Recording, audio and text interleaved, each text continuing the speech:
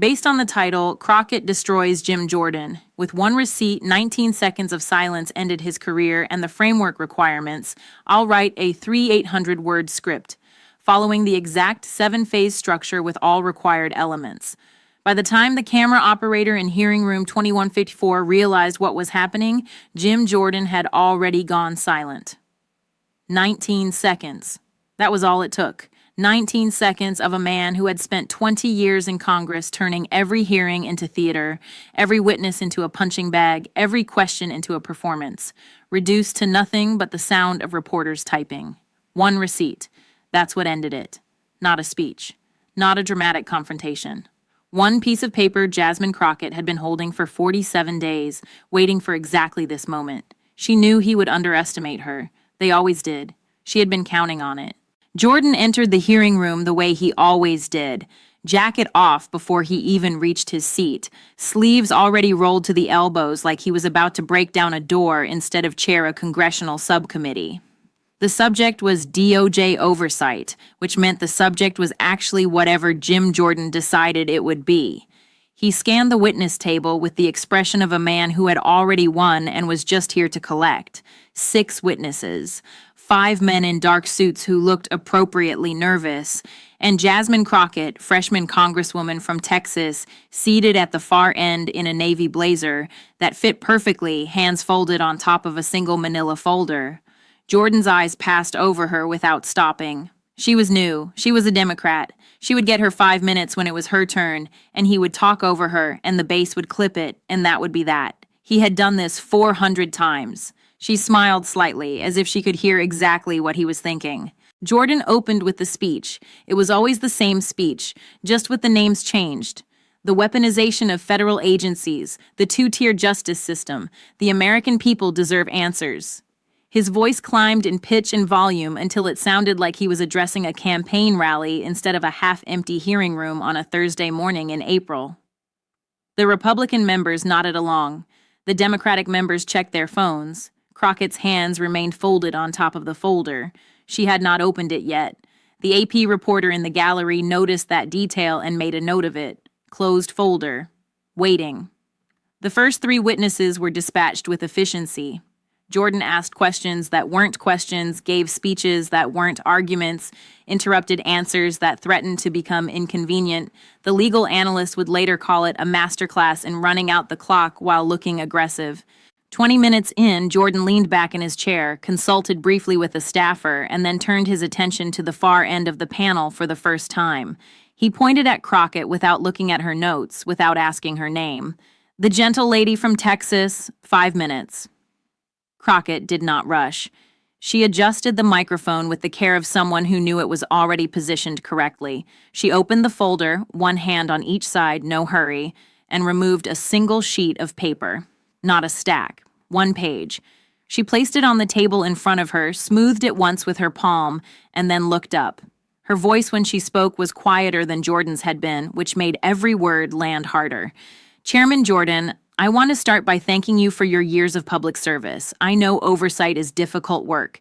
I'm here today because I believe transparency matters, and I think you do too. Jordan's expression shifted slightly. This was not the opening he had expected. Freshmen were supposed to come out swinging or stay quiet. Gratitude was not in the script. She continued without waiting for a response. You've spent considerable time this morning discussing the importance of accountability in federal spending. I couldn't agree more. In fact, I've been doing some homework on that exact subject. She lifted the single page from the table, held it at eye level so the camera caught it clearly, and read the header aloud. House Financial Disclosure Statement, James Daniel Jordan, filed February 15, 2024. She set it back down gently as if it were fragile. This is a public document. Anyone can access it. I printed mine 47 days ago because I had a feeling it might become relevant. Jordan straightened in his chair. The shift was subtle, but the gallery noticed. He glanced toward his chief of staff, who was already moving toward the door. Crockett's eyes did not follow the staffer. They stayed on Jordan. She spoke with the tone of someone explaining something to a colleague, not prosecuting a case. Your disclosure shows that in the 2023 calendar year, you accepted 14 privately funded trips. That's more than any other member of the Judiciary Committee. It's actually more than any other Republican in the House except one. She paused, letting that sit. The total declared value of those trips was listed as $43,680. Now, that number caught my eye because it seemed oddly specific. So I did something you probably thought no one would bother to do. I cross-referenced your travel reports against the actual invoices from the sponsoring organizations. Most of those organizations are required to file their own disclosures with the clerk's office. It took me 11 hours, but I'm new here, so I had the time. The room was quieter now. The Democratic members had put their phones down. The Republican members were looking at Jordan instead of at Crockett. She pulled a second document from the folder. This is the invoice from the Faith and Freedom Coalition for your April 2023 trip to Nashville. Your disclosure lists the value as $2,800. The coalition's filing with the clerk lists the actual cost as $6,200. That's a $3,400 discrepancy. She set that page down next to the first one. This is the invoice from the American Legislative Exchange Council for your June trip to Salt Lake City.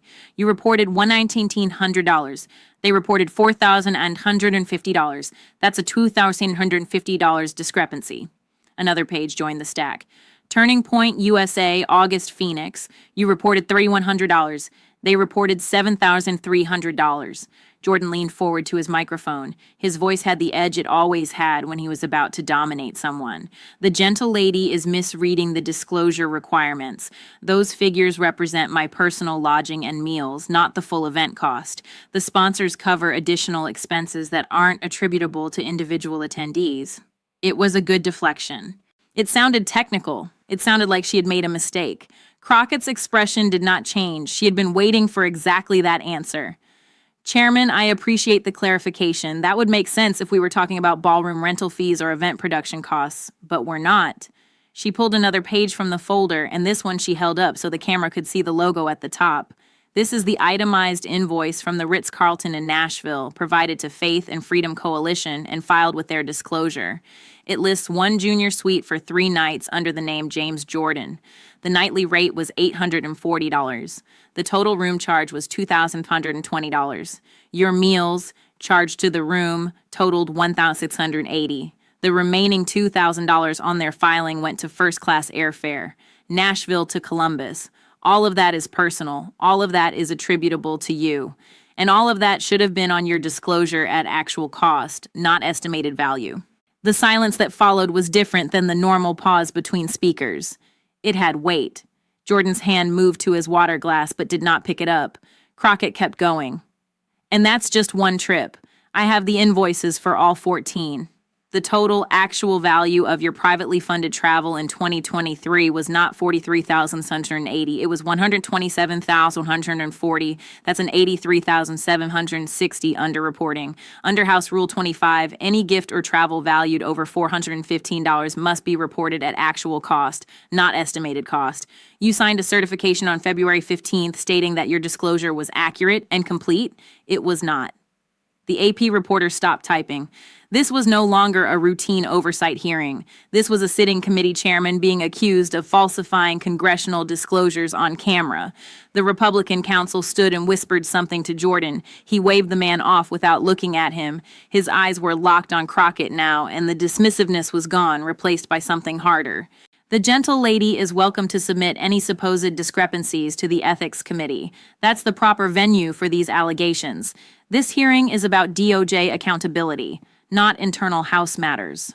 Crockett nodded, as if that were a perfectly reasonable point. You're absolutely right, Chairman. This hearing is about accountability. And I think the American people deserve to know whether the man demanding accountability from others is practicing it himself. She opened the folder wider. There were more pages inside. Jordan could see them from where he sat. But let's move past the travel discrepancies. Let's talk about something you said 6 minutes ago in your opening statement. You said, and I wrote this down, every American should be treated equally under the law. No special deals, no exceptions for the powerful. Do you remember saying that? Jordan's jaw tightened. He did not answer. Crockett waited 3 seconds, then continued. In October 2023, your former legislative director, Michael Davidson, left your office and registered as a lobbyist for Marquee Energy Solutions, a natural gas company based in Ohio. 3 weeks later, you co-sponsored H.R. 6847, the Domestic Energy Access Act, which contained a provision exempting certain midstream gas infrastructure projects from EPA pre-construction review. That exemption directly benefited Marquis, which had 3 projects awaiting approval that had been stalled for environmental review. Your former staffer lobbied you on behalf of a company, you co-sponsored a bill that helped that company, and you did not recuse yourself or disclose the relationship on the bill's co-sponsor disclosure form. That violates the Clean Act requirements for former staffer lobbying disclosures. The room was silent except for the faint hum of the CS-PAN cameras. Jordan's face had gone from its normal ruddiness to something darker. His voice when he spoke was lower, more controlled. The voice he used when he was genuinely angry instead of performing anger. That is a completely baseless insinuation. I co-sponsor energy legislation because my constituents care about energy independence. Michael Davidson's subsequent employment has nothing to do with my legislative priorities. Crockett's voice remained calm, almost gentle. Then, help me understand the timeline, Chairman. Davidson left your office on October 6th. He filed his lobbyist registration on October 31st. On November 2nd, you had a 30-minute meeting with Marquis' CEO in your Rayburn office. That meeting does not appear on your public calendar. On November 9th, you added your name as a co-sponsor to H.R. 6847. On November 14th, Davidson's first lobbying disclosure report lists you as one of 3 members he contacted on behalf of Marquis. At what point in that sequence did you realize there might be an appearance problem? Jordan did not answer. His hands were gripping the edge of the table now, knuckles pale against the wood. The Republican counsel was on his phone. The chairman of the full Judiciary Committee, seated 2 rows behind Jordan, was staring at the ceiling as if the answer to all of this might be written there. Crockett gave Jordan 10 seconds to respond. When he did not, she moved to the next document. Chairman, I want to shift to something you said in January during the Homeland Security hearing. You told Secretary Mayorkas, and I'm quoting from the transcript, you can't just ignore the law because it's inconvenient. Congress writes the laws. Your job is to enforce them. Do you stand by that statement? Jordan's eyes flicked to the clock. He had 4 minutes left in her time. 4 minutes, and she still had documents in that folder. I stand by every statement I make in this committee. Crockett pulled out another page. This one was a letter on official House Judiciary Committee letterhead. This is a letter you sent to the Administrative Office of the U.S. Courts on March 8, 2024. In it, you requested that your nephew, Trevor Jordan, be considered for a clerkship position with Judge Raymond Kethledge on the Sixth Circuit Court of Appeals. Judge Kethledge is a Republican appointee. Your nephew graduated from Capital University Law School in 2023. He was not on the judge's initial clerkship shortlist, but 2 weeks after your letter, he was added to the interview pool, and in April, he was offered the position. She set the letter down in front of her, next to the growing stack. Under House Rule 23, members are prohibited from using official House resources or letterhead for personal benefit or to benefit family members. A clerkship recommendation letter for your nephew, written on Judiciary Committee stationery, signed by you in your capacity as chairman, violates that rule. The silence that followed was absolute. Someone in the gallery coughed. Someone else shifted in their seat. Jordan stared at the letter on the table in front of Crockett, as if he could make it disappear by force of will. When he finally spoke, his voice had lost the prosecutorial edge. It sounded defensive. That was a routine recommendation letter. Judges ask for recommendations from members all the time. There's nothing improper about vouching for a qualified candidate. Crockett's response was immediate. Chairman, if you had written that letter on personal stationery in a personal capacity, I would agree with you, but you didn't. You wrote it on official letterhead. You signed it, Chairman, House Judiciary Committee. You invoked your official position to benefit a family member. That's not a routine recommendation. That's an ethics violation. She paused, then added, almost as an afterthought, and for the record, your nephew's law school GPA was 287. The other 4 candidates on Judge Kethledge's shortlist had GPAs above 3.7. One of them was on law review, but your nephew got the offer. The Democratic side of the room was completely still. No one was performing for the cameras. No one was grandstanding. They were watching a dismantling happen in real time, and it was too precise to interrupt. Crockett pulled the final document from her folder. It was thicker than the others, maybe 20 pages stapled together. This is a report from the Congressional Research Service requested by my office on March 15th. It's a comprehensive review of House ethics complaints filed against sitting members over the past 10 years, cross-referenced with subsequent enforcement actions. I requested this report because I wanted to understand whether our ethics system actually holds people accountable or whether it's just theater. She flipped to a page marked with a yellow tab. In the past decade, 127 ethics complaints have been filed against House members. Of those, 14 resulted in formal investigations. Of those 14, exactly 2 resulted in sanctions. Both of those members were Democrats. Both violations involved campaign finance misreporting under $10,000. She looked up at Jordan. Her voice was still calm, but there was something colder underneath it now, something that had nothing to do with anger and everything to do with documented fact. Chairman, you have been the subject of 4 separate ethics complaints since 2019. One involved your role in the January 6th events. One involved your interactions with the Ohio State University sexual abuse investigation. One involved improper coordination with the Trump White House during the first impeachment. And one involved the travel disclosure issue I raised earlier today. None of those complaints resulted in formal investigations. All 4 were dismissed by the Ethics Committee without referral. Do you know why? Jordan's voice was tight. I imagine because they were politically motivated nonsense. Crockett shook her head.